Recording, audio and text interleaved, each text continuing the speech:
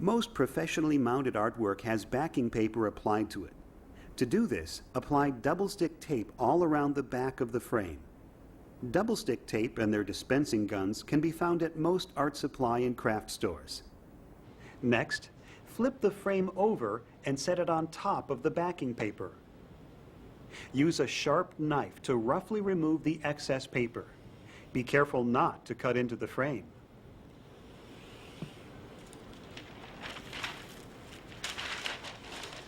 Now flip the frame over again and crease the overhanging paper that remains.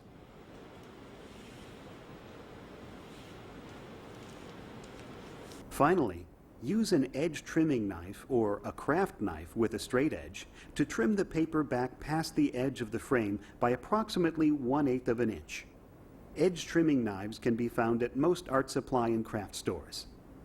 To add a hanging wire to the frame, measure down about 1/3 of the frame on each side and mark.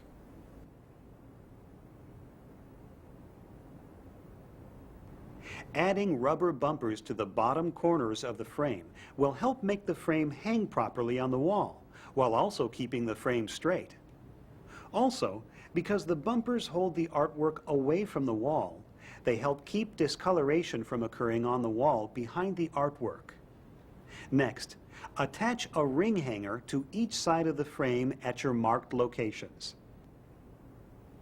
Finally, stretch hanging wire across the back of the artwork from ring hanger to ring hanger. Secure the wire at each end following the pattern shown.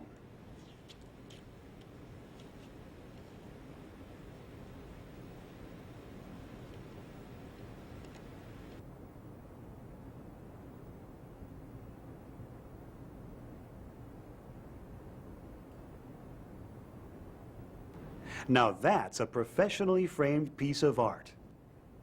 Now let's take a look at some techniques used by professional framers on how to properly mount and glaze your framed artwork. The term glazing refers to protecting your artwork with glass. Plus, we'll show you some tips on how to tell the difference between various types of mat boards and moldings. There are all kinds of methods used to mount the artwork into the bevel cut mat. Here is a very common way the professional framers mount artwork to ensure that it stays flat and does not become buckled or damaged over time. Commonly known as T-hinge mounting, this technique is used when the window of the artwork is slightly smaller than the artwork itself. Using framer's tape, cut off tabs of tape and apply them vertically to the top edge of the artwork about 2 inches from the corners. Make sure you are using an acid-free mounting tape. Then carefully place the mat, color side up, onto the artwork to attach the tape.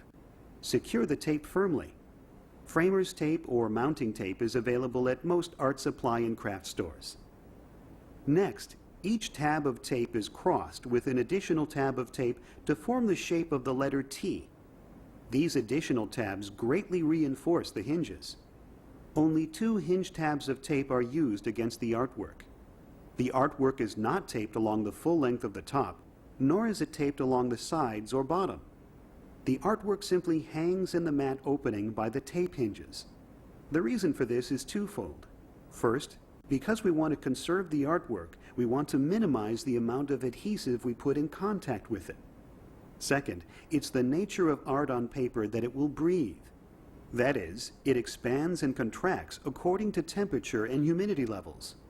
Restricting this natural freedom of movement can cause buckled or damaged artwork.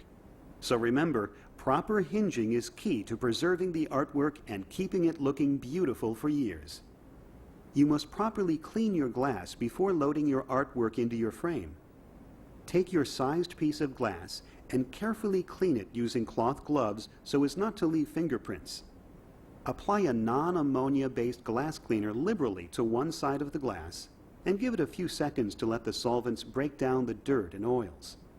Wipe the glass with a clean cloth rag, but avoid wiping it completely dry.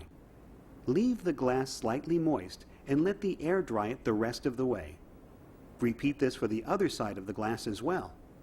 Do not use paper towels, as the paper increases the static charge and will immediately attract dust and lint. Once your glass is properly clean on both sides, you are ready to load your frame.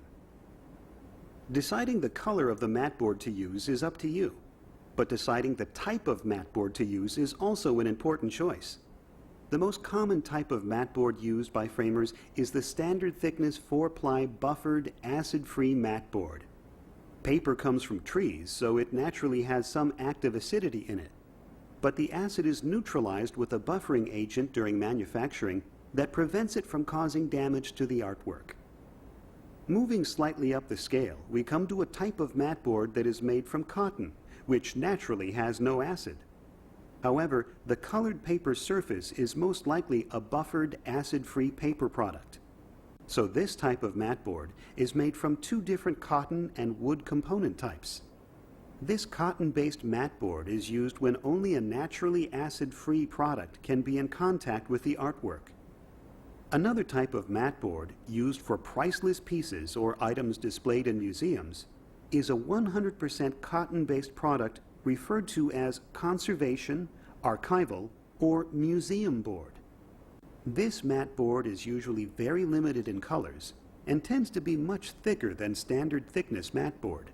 It also tends to be quite expensive compared to standard thickness mat board, but is perfect for a dramatic professional appearance. For an even more dramatic look, colored core mat board is available, such as black core mat board.